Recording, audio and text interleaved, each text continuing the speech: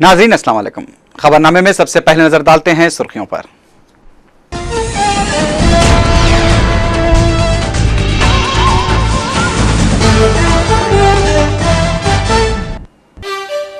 तेलुगु देशम ने रियासती हुकूमत के खिलाफ तहरीक अदम एतमाद के लिए डिप्टी स्पीकर को दी नोटिस।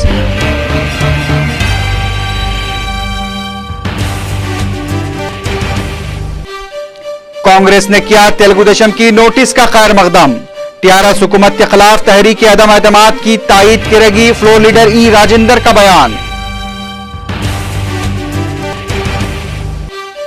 स्पीकर, डिप्टी स्पीकर और काउंसिल के सदरनशीन व नायब सदरनशीन के इंतखाब के लिए असेंबली और काउंसिल का 4 और 6 जून को खुसूसी इजलास तलब किए जाने का इम्कान। योगा गुरु बाबा रामदेव मरण व्रत के फैसले पर अटल हुकूमत के साथ बातचीत जारी। अन्ना हजारे ने रामदेव के एहतजाज की तायीद।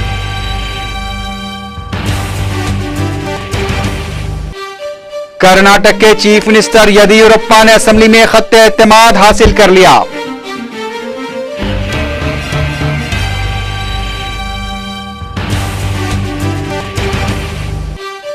पाकिस्तान अफगान सरहद पर अस्करियत पसंदों का पाकिस्तानी चेक पोस्ट पर हमला। 24 घंटों से जारी लड़ाई में 40 अस्करियत पसंद और 30 सिक्योरिटी मुलाजिमीन हलाक। और सानिया मिर्जा और उनकी साथी French open tennis tournament doubles के फाइनल में दाखिल।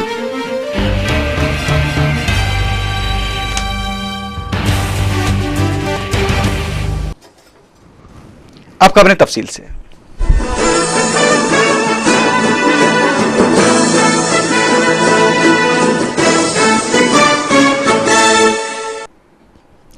रियासती असेंबली और काउंसिल के 2 रोजा तलब किए जाने वाले खुसूसी इजलास में किसानों के मसाइल, बदउनवानियों और हुकूमत की नाकिस कारकर्दगी और फलाही स्कीमात पर अदम अमलावरी के खिलाफ तेलुगु देशम अरकान असेंबली ने डिप्टी स्पीकर को हुकूमत के खिलाफ तहरीक अदम एतमाद पेश करने की नोटिस दी है।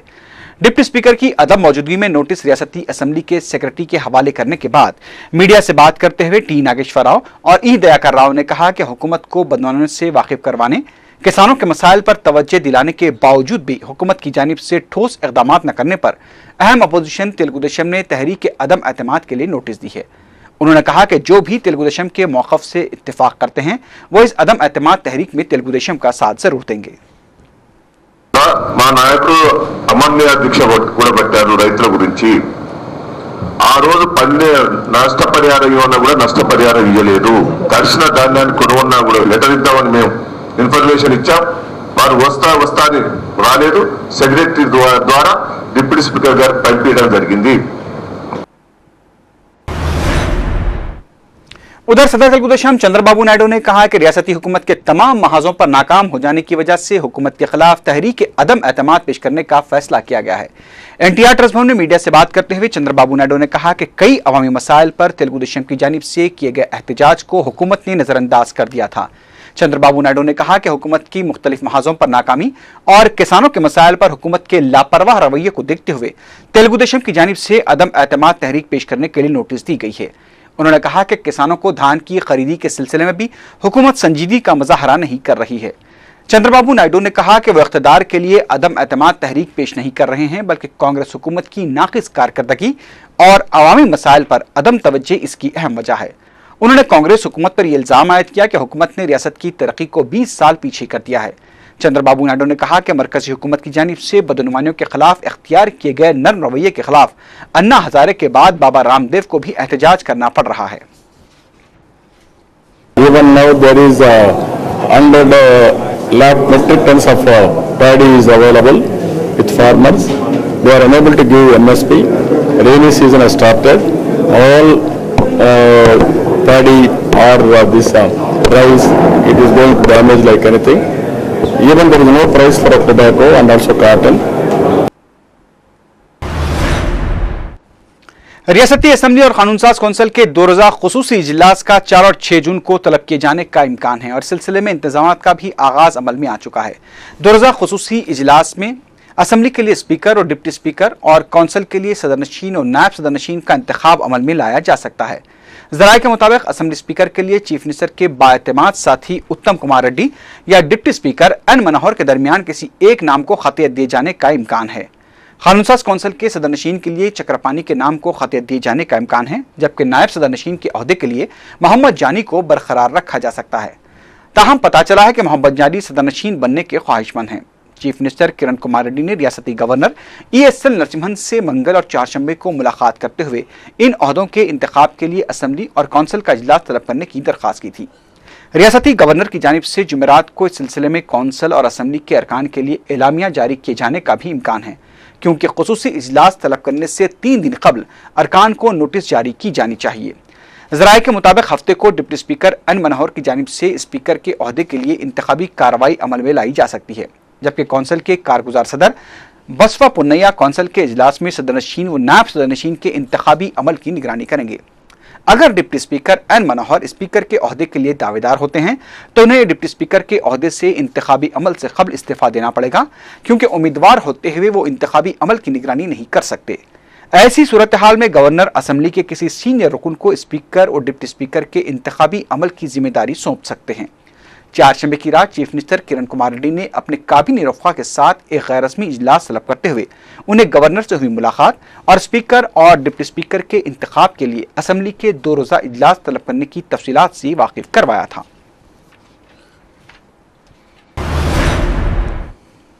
रियासती वजीर ट्रांसपोर्ट बोत्सा सत्यनारायण ने तेलुगु देशम की जानिब से तहरीक अदम एतमाद के लिए दी गई नोटिस का खैर मकदम किया है। मीडिया से बात करते हुए बोत्सा सत्यनारायण ने कहा कि इस नोटिस से हुकूमत की कारकर्दगी को अवाम के सामने लाने का इससे बेहतरीन मौका नहीं मिलेगा। तेलुगु देशम की जानिब से स्पीकर के ओहदे के लिए उम्मीदवार खड़े किए जाने से मुताल्लिक पूछे गए सवाल पर बोत्सा सत्यनारायण ने कहा कि तेलुगु देशम को इस बात का हक है कि वो स्पीकर के लिए अपना उम्मीदवार खड़े कर सकती है। स्पीकर और कौंसिल के सदस्यीन के ओहदों के इंतखाब के लिए हुकूमत की जानिब से की जा रही उजलत से मुताल्लिक पूछे गए सवाल पर वजीर मौसूफ ने कहा कि यह फैसला हुकूमत का है, इसके लिए वक्त का तयन अहमियत नहीं रखता। टीआरएस पार्टी के फ्लोर लीडर ई राजेंद्र ने कहा कि टीआरएस कांग्रेस हुकूमत के खिलाफ पेश की जाने वाली किसी भी तहरीक अदम एतमाद की तायद करेगी। 4TV से बात करते हुए ई राजेंद्र ने कांग्रेस और तेलुगु देशम पर तेलंगाना अवाम को धोखा देने का इल्जाम आयद किया। उन्होंने कहा कि दोनों पार्टियों ने अपने इंतखाबी मंशूर में अलहदा तेलंगाना की तश्कील का वादा किया था, लेकिन दोनों जमातों ने तेलंगाना अवाम के साथ धोखा किया है। उन्होंने कहा कि कांग्रेस हुकूमत इख्तिदार के हक से भी महरूम हो चुकी है। ई राजेंद्र ने तेलंगाना वज़रा, अरकान असम्बली और पार्लियामेंट को तनकीद का निशाना बनाते हुए कहा कि अलहदा तेलंगाना की हिमायत में बुलंदबांग दावे करने वाले कांग्रेसी कायदीन के दोहरे मौक़िफ़ पर तेलंगाना के अवाम उन्हें सबक सिखाएंगे। पार्टी दोनों पार्टी मैनिफेस्टो में रखे तेलंगाना लोगों को तेलंगाना राष्ट्र बनाने के लिए हम पूरा तैयार है बोल के वादा किया था। वोट डालने के बाद ये कांग्रेस पार्टी अभी तक धोखा दिया, और जो अपोजिशन पार्टी चंद्रबाबू नायडू का पार्टी, वो पार्टी ने बता रहा है वो अखंड राष्ट्र रहना बोल के। ये कांग्रेस पार्टी के रुकन कौंसल यादव रेड्डी ने इल्जाम लगाया कि मसले तेलंगाना से तवज्जो हटाने के लिए हुकूमत के खिलाफ तेलुगु देशम की जानिब से अदम एतमाद तहरीक का ड्रामा किया जा रहा है। मीडिया से बात करते हुए यादव रेड्डी ने कहा कि तेलंगाना के दीगर कांग्रेसी अवामी नुमाइंदों को जोपल्ली कृष्णा राव की तकलीद करते हुए इस्तीफे देने चाहिए। आरटीसी के साबिक सदरनशीन जी प्रकाश राव ने साबिक वजीर जोपल्ली कृष्णा राव के इस्तीफे देने के इकदाम को काबिल तहसीन करार दिया है। मीडिया से बात करते हुए उन्होंने कहा कि उस्मानिया यूनिवर्सिटी में जब तलबा भूख हड़ताल कर रहे थे, उनके हमरा दीगर वज़रा श्रीधर बाबू और कोमटिरेड्डी वेंकट रेड्डी ने भी जज्बात में यह कहा था कि हम तेलंगाना की अदम तश्कील पर इस्तीफा देंगे, लेकिन वो अपने वादे से मुकर गए। उन्होंने जी श्रीधर बाबू और कोमटिरेड्डी वेंकट रेड्डी से जोपल्ली कृष्णा राव की तकलीद करते हुए इस्तीफा देने का मुतालबा किया। सीपीआई के रियासती सेक्रेटरी के नारायण ने 15 जून को चलो हैदराबाद रैली निकालने का ऐलान किया है। इस सिलसिले में पोस्टर जारी करने के बाद मीडिया से बात करते हुए के नारायण ने कहा कि हुकूमत तमाम महाजों पर नाकाम हो चुकी है। उन्होंने कहा कि रियासत में गैर यकीनी सूरत हाल तेलंगाना बिल की पार्लियामेंट में पेशकशी के मुतालबे के लिए सीपीआई की जानिब से चलो हैदराबाद रैली निकालने का फैसला किया गया है। नारायण ने कहा कि 15 जून को होने वाले जलसे से कबल रियासत के 7 इलाकों से यात्राएं निकाली जाएंगी। जिले अनंतपुर में 11 जून, विजयवाड़ा में 12 और 15 जून को हैदराबाद में जलसा मुनक्किद होगा। उन्होंने मरकजी वज़ीर दाखिला पी चिदम्बरम के उस बयान को मुज़क्क़र करार देते हुए कहा कि 5 जनवरी को कुल जमाती इजलास में तमाम सियासी जमातों की जानिब से मौक़िफ़ वज़े करने के बाद भी हुकूमत टाल मटोल की पॉलिसी अख्तियार किए हुए हैं। मरकजी वज़ीर दाखिला पी चिदम्बरम की जानिब से मसले तेलंगाना पर फिर एक बार बाहमी इत्तेफाक के बयान से उलझन पैदा हो गई है। मसले तेलंगाना पर मरकजी हुकूमत की नीयत पर कई शुबहात पाए जाते हैं और मरकजी हुकूमत का मौक़िफ़ मदारी का खेल बन चुका है। पेश हमारे नुमाइंदे शमसुद्दीन फिरोज की ये रिपोर्ट। मसले तेलंगाना मरकजी हुकूमत के लिए मदारी का खेल बन चुका है और मरकजी हुकूमत अपनी डुगडुगी के जरिए जब चाहे तेलंगाना कायदीन को नाचने पर मजबूर कर रही है। 1956 से लेकर आज तक मसले तेलंगाना, गिरगिलानी कमीशन, फजल अली कमीशन, जियो 610 और प्रणब मुखर्जी के शरीफाना माहदे जैसे तमाशे के बाद श्री कृष्णा कमेटी रिपोर्ट के जरिए सिर्फ वक्त को जाय किया गया और अब आंध्र प्रदेश में फिर से तेलंगाना की हलचल को देखते हुए मरकजी वजीर दाखिला पी चिदम्बरम ने फिर एक बार तमाम ग्रुपों के लिए काबिल कबूल मौक़िफ़ के जरिए इस मसले की एकसुई का बयान देकर इसे और भी मुतनाज़ा बना दिया है। चिदम्बरम के इस नए बयान से यह बात वाज़ेह हो जाती है कि बाहमी इत्तेफाक के जरिए मसले की एकसुई तो मुमकिन नहीं है, हाँ, मगर इस मसले को मजीद तूल दिया जा सकता है। गुज़िश्ता 50 सालों से इस हसास और सुलगते मसले पर सिर्फ रिपोर्ट्स पेश की जा रही हैं और तयक़ुनात दिए जा रहे हैं और शायद ये इसलिए भी किया जा रहा है कि तेलंगाना के अवाम इस तरह के मौक़िफ़ से बदज़न हो जाएं और अलहदा तेलंगाना का तसव्वुर भी छोड़ दें। तश्कील तेलंगाना में अगर कोई रुकावट है तो वो रियासत की सियासी जमातों के इलाकाई ग्रुपों का मौक़िफ़ है और सियासी मफादात शायद सियासी जमातों को इस मसले पर बाहमी इत्तेफाक से रोक रहे हैं और रियासत में अहम सियासी जमातों के कायदीन ग्रुपों में बढ़ चुके हैं। अगर सियासी जमातें इत्तेफाक राय पर पहुंच भी जाती हैं तो अवामी इलाकाई जज्बात की बरहमी का सामना उन्हें करना पड़ सकता है। वैसे तो अब तेलंगाना में तहरीक सियासी कायदीन के हाथों से निकलकर अवाम के हाथों में जा चुकी है। अगर कांग्रेस के तेलंगाना कायदीन चिदम्बरम की डुगडुगी पर नाच रहे हैं तो उन्हें इलाके के अवाम की बरहमी को देखकर मुख्तलिफ तमाशे भी करने पड़ रहे हैं। यह भी कहा जा रहा है कि कांग्रेस की ज़ेर क़यादत यूपी हुकूमत ने 5 रियासतों के असम्बली इंतखाबात के बाद मसले तेलंगाना पर तवज्जो देने का ऐलान किया था, लेकिन कांग्रेस वाईएसआर कांग्रेस पार्टी के 8 जुलाई से शुरू होने वाले प्लीनरी इजलास का इंतजार कर रही है। अगर उस इजलास में जगन मोहन रेड्डी ने मुत्तहदा आंध्रा और अलहदा तेलंगाना पर अपना मौक़िफ़ जाहिर किया तो शायद मरकजी हुकूमत इस सिलसिले में पेशरफ भी कर सकती है। वैसे भी कांग्रेस के तेलंगाना कायदीन फिर से अपनी आला कमान को 1 महीने की मोहलत दे चुके हैं। उधर तेलुगु देशम को भी इस मसले पर अपना मौक़िफ़ वाज़े करने का वक्त आ चुका है, क्योंकि पार्टी से नागम जनार्दन रेड्डी की मौतली से इलाके के दीगर अरकान असम्बली में बेचैनी पाई जाती है। उधर दूसरी जानिब टीआरएस के सरबराह केसीआर इन दिनों ऐसा लगता है कि तेलंगाना को भुला चुके हैं। केसीआर ने श्री कृष्णा कमेटी रिपोर्ट पेश होने के बाद तेलंगाना की तश्कील का अमल शुरू न होने पर दोबारा मरण व्रत रखने के अज़्म का इजहार किया था, लेकिन वो भी अब खामोश हैं। ये बात हकीकत है कि मसले तेलंगाना की एकसुई को जितना तूल दिया जाएगा वो टीआरएस की सियासी दुकान के लिए फायदेमंद है। बीजेपी भी इस मसले पर खुद को मजबूत बनाने की फिक्र में है और सीपीआई भी इस बहती गंगा में हाथ धोना चाहती है।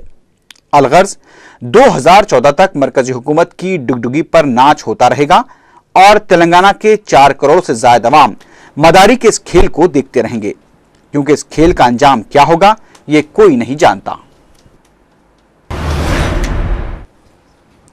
अभी खबरें और भी हैं, लेकिन उससे पहले लेते हैं एक मुख्तसर सा वक्फा।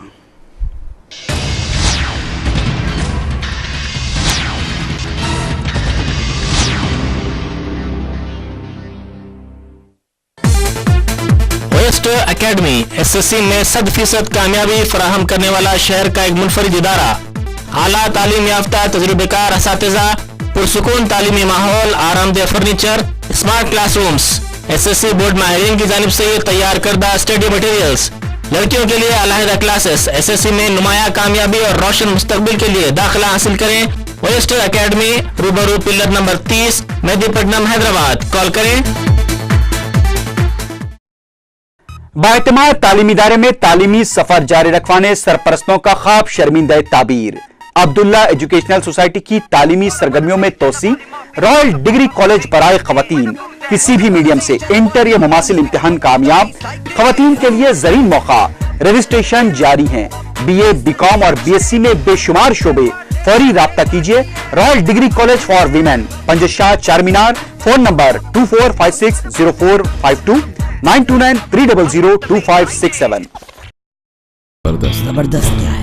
जबरदस्त, ये जबरदस्त सैमी को चुंगा रहे क्या अपन हौले बन रहे।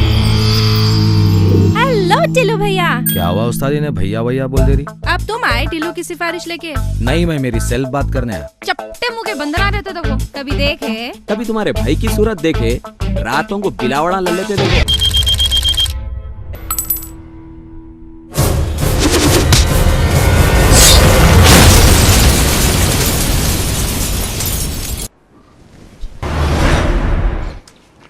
वक्फे की बात की खबरों में दोबारा आपका खैर मकदम है।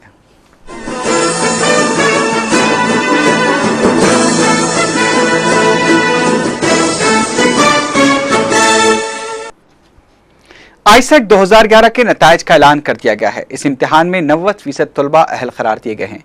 रियासती आला तालीम के वाइस चांसलर ने नताइज को आज जारी किया। आईसेट 2011 के इम्तिहान में 1,40,000 तलबा ने शिरकत की थी।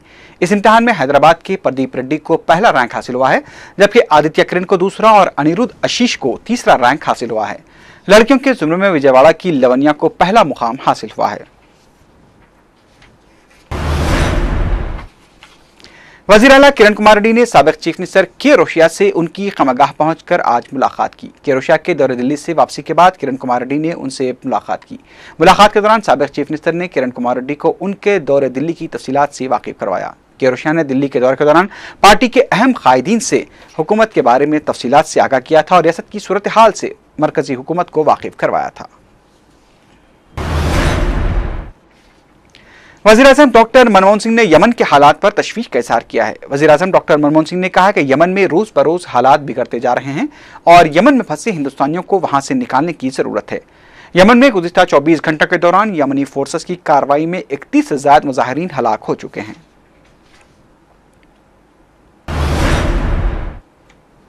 रियासती वजीर सनत गीता रेड्डी ने बताया कि मुल्क में पहली मरतबा रियासत की 1000 स्क्वायर अराजी पर प्रोजेक्ट की तामीर के लिए 4 लाख करोड़ रुपए मंजूर किए गए हैं। एक आला सतही इजलास के बाद मीडिया से बात करते हुए गीता रेड्डी ने कहा कि इस प्रोजेक्ट को मरकजी और रियासती हुकूमत के अलावा खानगी शराकतदारों के ताउन से मुकम्मल किया जाएगा। उन्होंने बताया कि इस प्रोजेक्ट का कॉन्ट्रैक्ट बैनुल अक़वामी कंपनी को दिया जा रहा है। गीता रेड्डी ने बताया कि आंध्र प्रदेश में सनती कॉरपोरेशन में 37,000 करोड़ रुपए की सरमायाकारी की गई है, जिससे 12,000 रोजगार फराहम हुए हैं। उन्होंने कहा कि सनती शोबे के फरोग के लिए 7,432 एकड़ अराजी मख्तस की गई है और साल 2010-11 के लिए सनती शोबे को तरक्की देने के लिए 1 लाख करोड़ रुपए का सरमाया लगाया जा रहा है। उन्होंने बताया कि इंफ्रास्ट्रक्चर के लिए भी 100 करोड़ रुपए मख्तस किए गए हैं। एक्सपोर्ट्स 2008-2009 లో 3,000 కోట్లు ఉంటే 2009-2010 వచ్చేవరకు 5,500 కోట్లకి పెరిగింది. అలాగే योगा गुरु बाबा रामदेव 4 जून से बदनवानियों से निपटने के लिए फौरी इक़दामात और कालेधन को वापस लाने के मुतालबात को लेकर अपने मरण व्रत के फैसले पर अटल हैं। जुमेरात को बाबा रामदेव ने मीडिया से बात करते हुए कहा कि बैरूनी बैंकों में मौजूद कालेधन को कौमी असासा करार देना चाहिए और कालेधन रखने वालों के खिलाफ मुजरिमाना कार्रवाई की जानी चाहिए। बाबा रामदेव ने यह वजाहत की कि उनके मुजव्वज़ा मरण व्रत पर उनके समाजी जहदकार अन्ना हज़ारे से कोई इख्तलाफात नहीं हैं और उन्होंने दिल्ली आने से कबल अन्ना हज़ारे से फ़ोन पर बातचीत भी की थी और हम साथ मिलकर बदनवानियों से लड़ रहे हैं। बाबा रामदेव 4 जून से दिल्ली के रामलीला मैदान में अपने मरण व्रत का आगाज करने जा रहे हैं। उधर दूसरी जानिब समाजी जहदकार अन्ना हज़ारे ने कहा है कि वो बाबा रामदेव के बदनवानियों के खिलाफ किए जा रहे मरण व्रत में हिस्सा लेने के लिए दिल्ली जाएंगे। उन्होंने मरकजी हुकूमत से बाबा रामदेव के मुतालबात को कबूल करने का मुतालबा किया। अन्ना हज़ारे ने सवाल किया कि मरकजी हुकूमत ने बाबा रामदेव से मरण व्रत का ऐलान करने से कबल ही बातचीत की कोशिश क्यों नहीं की। उन्होंने हुकूमत पर धोखाधड़ी का इल्जाम आयद किया। इस दौरान कांग्रेस पार्टी के सीनियर लीडर दिग्विजय सिंह ने बाबा रामदेव पर तनकीद करते हुए कहा कि बाबा रामदेव सन्यासी से ज्यादा एक कारोबारी शख्स हैं। उन्होंने इल्जाम लगाया कि बाबा रामदेव योगा सिखाने के लिए 1,000 था 50,000 रुपये वसूल करते हैं। उन्होंने कहा कि कांग्रेस पार्टी बाबा रामदेव के एहतजाज से खौफजदा नहीं है। कर्नाटक के चीफ मिनिस्टर बीएस येदियुरप्पा ने चौथी बार कर्नाटक असेंबली में खत्ते एतमाद हासिल कर लिया है। आज कर्नाटक असेंबली में हुई रायदही में हुकूमत की हिमायत में 119 वोट डाले गए, जबकि मुखालिफत ने एक भी वोट नहीं पड़ा। अपोजिशन कांग्रेस और जनता दल सेकुलर ने तहरीक एतमाद का बाइकआउट किया। कांग्रेस लीडर शिवा कुमार ने इल्जाम लगाया है कि रियासती असेंबली के स्पीकर बीजेपी के एजेंट के तौर पर काम कर रहे हैं और तहरीक एतमाद पेश करने से कबल स्पीकर की जानिब से मुबाहिस की भी इजाजत नहीं दी गई।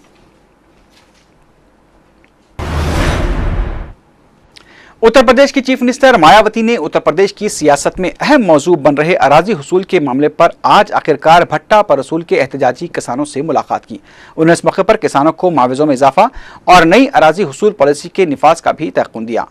किसानों को उन्होंने इस बात की वजाहत की कि नई पॉलिसी से भट्टा परसूल में अराजी हुसूल पर असर नहीं पड़ेगा। मायावती ने किसानों को यह भी तयक़ुन दिया कि हासिल की गई अराजी को तरक्की देने के बाद 16% हिस्सा किसानों को दिया जाएगा।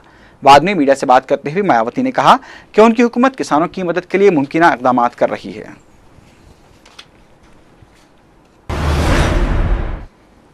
मुल्क की कौमी एयरलाइन एयर इंडिया इन दिनों शदीद नुकसान का सामना कर रही है। हालिया पायलट्स की हड़ताल की वजह से एयर इंडिया को सिर्फ 10% ही फ्लाइट चलाने पड़े थे। माली खसारे का शिकार एयर इंडिया की जानिब से कंपनियों को फ्यूल के बकायाजात अदा न करने पर कंपनियों ने एयर इंडिया को फ्यूल सरबराह करना बंद कर दिया है। ऐसे वक्त जब मुल्क में तातीलात का मौसम है, एयर इंडिया को करोड़ों रुपए का नुकसान हो रहा है और अब बकायाजात अदा न करने की वजह से एयर इंडिया को कौमी और बैनुल-अक़वामी रूट्स पर 60 से ज़्यादा फ्लाइट्स को मनसूख करना पड़ा है। अंदाजे के मुताबिक एयर इंडिया की जानिब से कंपनियों को 2700 करोड़ रुपए अदा किए जाने हैं। ऑयल कंपनियों ने बकायाजात की अदायगी तक एयर इंडिया को फ्यूल सरबराह करने से इनकार कर दिया है।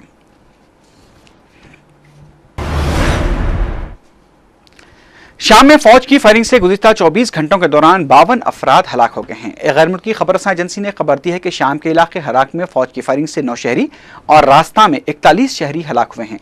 हराक में फौजी कार्रवाई में हलाक होने वालों में 3 डॉक्टर्स और एक 11 साल लड़की भी शामिल है। शाम की इंसानी हकूक़ की तंजीम के नुमाइंदे ने बताया कि हराक में मुखालिफ हुकूमत मुजाहरों को रोकने के लिए टैंक्स का इस्तेमाल किया जा रहा है। उधर बहरीन ने मुजाहिरीन पर सिक्योरिटी फोर्सेस की जानिब से की गई कार्रवाई में हलाकतों की इत्तला मिली है। खबरों में बताया कि दारुल हुकूमत मनाके के नज़द वाक़े मुख्तलिफ गाँव में एहतजाज कर रहे मुजाहिरीन पर पुलिस की जानिब से आंसू गैस का इस्तेमाल किया गया और लाठीचार्ज भी किया गया। हुकूमत की जानिब से एमरजेंसी हटाए जाने के बाद भी कई इलाकों में बड़ी तादाद में सिक्योरिटी फोर्सेस अभी भी तैनात हैं। ऐनी शाहिदीन ने बताया कि एमरजेंसी के खात्मे के बाद भी सिक्योरिटी फोर्सेस को हटाया नहीं जा रहा है और एहतजाज करने वालों के खिलाफ जुल्म से पेश आया जा रहा है।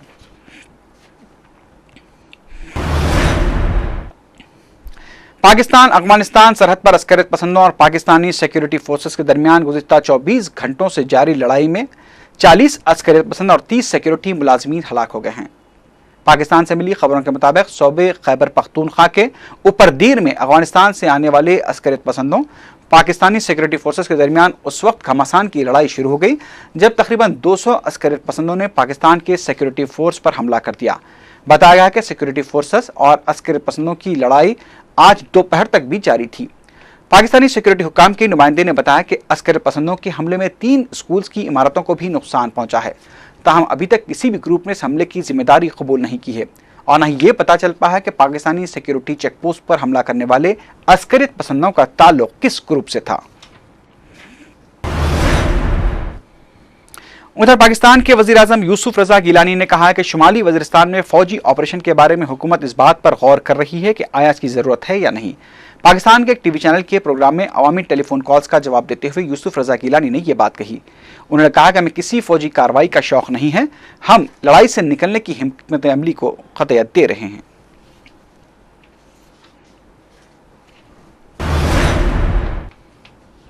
हैदराबादी टेनिस स्टार सानिया मिर्जा और उनकी डबल पार्टनर रूस की खिलाड़ी एलिना बेसनिना फ्रेंच ओपन टूर्नामेंट की लड़कियों के डबल्स फाइनल मुकाबले में पहुंच गए हैं।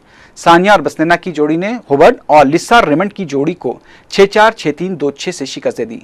फाइनल में सानिया और उनके साथी का मुकाबला चेक रिपब्लिक की खिलाड़ियों लूसी रेडिका और एंड्रिया अलावाकोवा से होगा।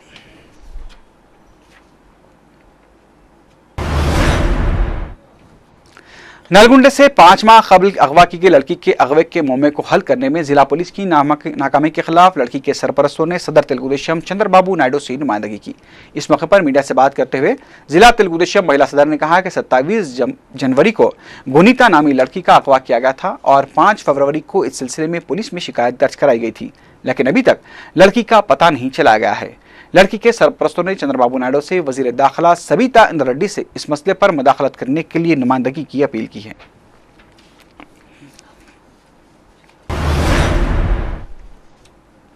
आखिर में सुर्खियों पर एक बार फिर नजर डालते हैं।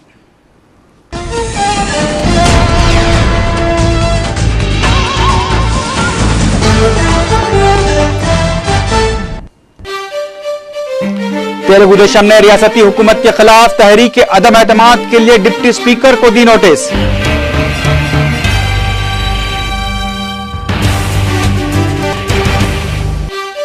कांग्रेस ने किया तेलुगुदेशम की नोटिस का खैर मकदम। टीआरएस हुकूमत के खिलाफ तहरीक अदम एतमाद की तायीद करेगी, फ्लोर लीडर ई राजेंद्र का बयान।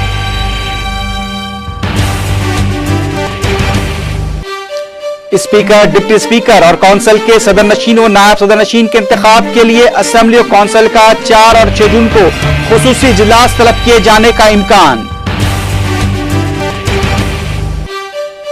योगा गुरु बाबा रामदेव मरण व्रत के फैसले पर अटल, हुकूमत के साथ बातचीत जारी। अन्ना हजारे ने रामदेव के एहतजाज की तायीद।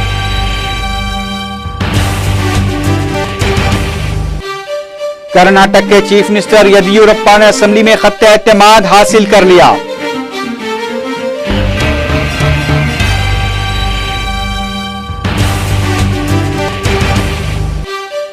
पाकिस्तान अफगान सरहद पर अस्करियत पसंदों का पाकिस्तानी चेक पोस्ट पर हमला। 24 घंटों से जारी लड़ाई में 40 अस्करियत पसंद और 30 सिक्योरिटी मुलाजिमीन हलाक।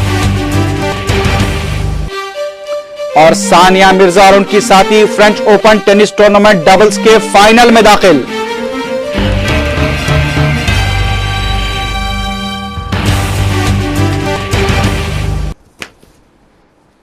इसी के साथ ही खबरनामा अख्ताम को पहुंचा। अल्लाह हाफिज।